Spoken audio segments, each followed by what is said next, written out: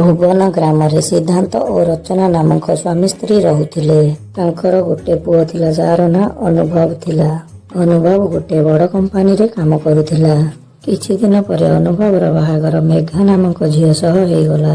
ମେଘା ବେଶୀ ପାଠ ପଢ଼ିନଥିଲା କିନ୍ତୁ ଘର କାମରେ ବହୁତ ଭଲ ଥିଲା। ସେ ଝଟପଟ ସବୁ କାମ କରିଦେଉଥିଲା। ଦିନେ ସିଦ୍ଧାନ୍ତ ଆଉ ରଚନା, ଜାଣିଛ ଆମକୁ ବହୁତ ଭଲ ବୋହୂଟେ ମିଳିଛି, ମତେ କିଛି କାମ ହିଁ କରେଇ ଦଉନି। ହଁ ରଚନା, ତୁମେ ଠିକ କହିଛ।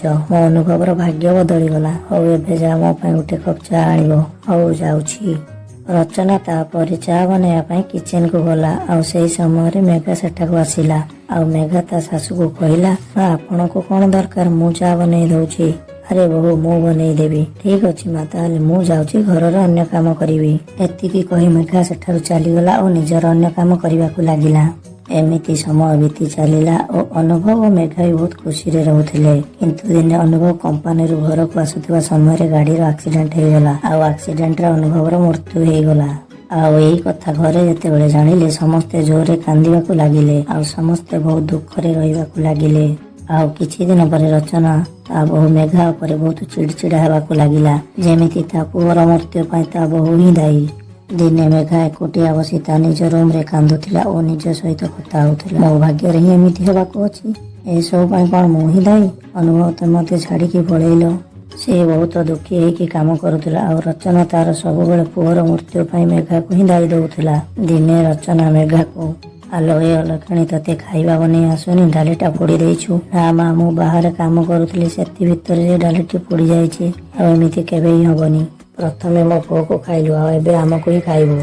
ଏସବୁ ଶୁଣିକି ମେଘା କାନ୍ଦି କାନ୍ଦି ତା ଶାଶୁକୁ କହିଲା, ମୁଁ କେବେ ବି ଆପଣମାନଙ୍କ ବିଷୟରେ ଏମିତି ଭାବି ପାରିବିନି। ଆପଣମାନେ ତ ମୋ ବାପା ମା। ଆପଣ ମତେ ଏମିତି କାହିଁକି କହୁଛନ୍ତି? ଏତିକି କହି ସେ ନିଜ ରୁମକୁ ଚାଲିଗଲା। ତାପରେ ସିଦ୍ଧାନ୍ତ ସେଇ ରୁମକୁ ଆସି କହିଲା, ରଚନା, ତୁମେ ବୋହୂକୁ ଏମିତି କାହିଁକି କହୁଛ? ତମେ ମତେ ଶିଖାଅନି କେମିତି କହିବି। ଆରେ ତମେ ଏମିତି କେମିତି ହେଇଗଲା? ଆମ ପୁଅର ମୃତ୍ୟୁ ପାଇଁ ବୋହୂର ବା କଣ ଦୋଷ? ତମେ ଜାଣିନ, ତାର ଏଇ ଅଲକ୍ଷଣୀ ପାଦ ପଡ଼ିବା ଦିନଠୁ ହିଁ ଆମ ଘରର ଅମଙ୍ଗଳ ଘଟୁଛି। ଆଉ ସେଥିପାଇଁ ଆମକୁ ଛାଡ଼ି ଚାଲିଗଲା। ବହୁତ ହେଇଗଲା, ମୁଁ ଶୁଣୁଛି ବୋଲି ତୁମେ ଯାହା ମନକୁ ଆସୁଛି କହି ଚାଲୁଛ। ରଚନା ସେଠାରୁ ଚାଲିଗଲା ଓ କାନ୍ଦିବାକୁ ଲାଗିଲା। ଏମିତି କିଛି ଦିନ ଗଲା ପରେ ଘରେ ଅଭାବ ଦେଖାଗଲା, କାରଣ ରୋଜଗାର କରିବାକୁ ସେଇ ଘରେ କେହି ହିଁ ନଥିଲେ। ଆଉ ଦିନେ, ମା, ଘରେ ରାସନ ସରିଯାଇଛି, ଆମେ ଚଳିବା କେମିତି? ହଁ, ଏଇ ଘରେ ଯିଏ କମଉଥିଲା ତୁ ତ ତାକୁ ଖାଇଲୁ। ମେଘା ଏକଥା ଶୁଣି ବହୁତ ଦୁଃଖ କଲା। କିନ୍ତୁ ସେ ମନ ଦୁଃଖ ନ କରି ଭାବିଲା, ମତେ ହିଁ କିଛି କରିବାକୁ ପଡିବ। ଆଉ ଦିନେ ସେ ପାଣି ପାଇଁ କୂଅକୁ ଯିବା ସମୟରେ, ଆରେ ମୁଁ ଶୁଣିଛି ବିଧବା ମାନଙ୍କ ପାଇଁ ଗୋଟେ ଯୋଜନା ଆସିଛି। ବିଧବା ମାନେ ବାହାରେ ଯିବା କଣ ଦରକାର, ସେମାନେ ଘରେ ହିଁ କାମ କରିବା ଉଚିତ। ତୁ ଚୁପ କର ରେଶ୍ମା, ଆଜିର ନାରୀ ଅବଳ ନୁହେଁ, ସେ ସବୁ କାମ କରିପାରିବ। କଣ ଯୋଜନା ଆସିଛି ସୁମନ ଦିଦି, ମତେ କୁହ। ଆରେ ମେଘା, ଯୋଜନା ତ କଣ ଜାଣିନି, କିନ୍ତୁ ଶୁଣିଛି ଆଧାର କାର୍ଡ ଧରିକି ଯିବାକୁ ହେବ। ହଉ ମୁଁ ଯାଉଛି ଦେଖିବି। ତାପରେ ମେଘା ଘରକୁ ଆସିଲା ଆଉ ବାକି ଥିବା କାମ କରିବାକୁ ଲାଗିଲା।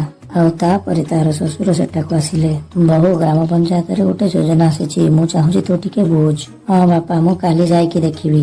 ହଁ ବୋଉ, ବୁଝ, ଯଦି ଆଉ କଣ ସାହାଯ୍ୟ ଦରକାର ମତେ କହିବୁ। ଏତିକି କହି ସିଦ୍ଧାନ୍ତ ସେଠାରୁ ଚାଲିଗଲା। ମେଘା ତା ପରଦିନ ଘର କାମ ଜଲ୍ଦି ସାରି ସରପଞ୍ଚ ପାଖକୁ ଗଲା। ସରପଞ୍ଚ ଆଜ୍ଞା ନମସ୍କାର, ମୁଁ ଶୁଣିଛି ବିଧବା ମାନଙ୍କ ପାଇଁ କଣ ଗୋଟେ ଯୋଜନା ଆସିଛି, ମତେ ଟିକେ କୁହନ୍ତୁ। ହଁ ତମେ ଠିକ ଶୁଣିଛ, ଏଇ ଯୋଜନାରେ ତମକୁ ସିଲେଇ ମେସିନ ଆଉ ଟ୍ରେନିଂ ମାଗଣା ମିଳିବ। ହଁ ମୁଁ ଟ୍ରେନିଂ ନେବି ସରପଞ୍ଚ ବାବୁ। ହଉ ଠିକ ଅଛି, କାଲି 9ଟା ବେଳେ ଜଲ୍ଦି ପଳେଇ ଆସିବ।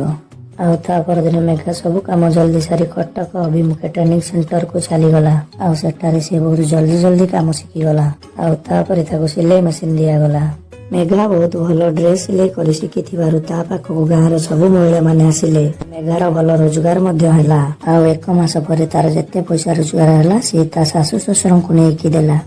ମା, ଏଇ ନିଅନ୍ତୁ ମୋ ପ୍ରଥମ ମାସର ପଇସା। ନା ବୋହୂ, ମୁଁ ତତେ ଭୁଲ ବୁଝିଥିଲି। ତତେ ମୁଁ ଏତେ କଥା କହିଲା ପରେ ବି ତୁ କିଛି ମନରେ ନ ରଖି ତୋ ରୋଜଗାର ଟଙ୍କା ଆଣି ଦଉଛୁ। ମତେ କ୍ଷମା କରିଦେ। ନା ମା, ଏସବୁ ଆପଣଙ୍କ ଆଶୀର୍ବାଦ। ମା ତ ତା ଝିଅକୁ କହିବ, ତା ବୋଲି କଣ ଝିଅ ରାଗିବ? ମେଘା ତାପରେ ତା ଶାଶୁ ଶ୍ୱଶୁରର ଆଶୀର୍ବାଦ ନେଇ ଏମିତି ମନ ଲଗେଇ କାମ କରି ଚାଲିଲା। ଆଉ 1 ବର୍ଷ ଭିତରେ ସେ ତା ସହ ଆହୁରି ସ୍ତ୍ରୀ ଲୋକଙ୍କୁ କାମରେ ରଖିଲା। ଆଉ ଏମିତି କରିକି ସେ କମ୍ପାନୀ ମାନଙ୍କ ପାଇଁ ମଧ୍ୟ ସିଲେଇ କରିବାକୁ ଲାଗିଲା। ଆଉ ନିଜ ପରିବାର ସହ ଗାଁର ଅନ୍ୟ ପରିବାର ମାନଙ୍କର ଖୁସିର କାରଣ ସାଜିଲା। ଏହାପରେ ସେମାନେ ଖୁସିରେ ଜୀବନ ଯାପନ କରିଲେ। ସେଥିପାଇଁ କୁହାଯାଏ, ବିପଦ ସମୟରେ କେବେ ବି ସାହସ ହାରିବା ଉଚିତ ନୁହେଁ।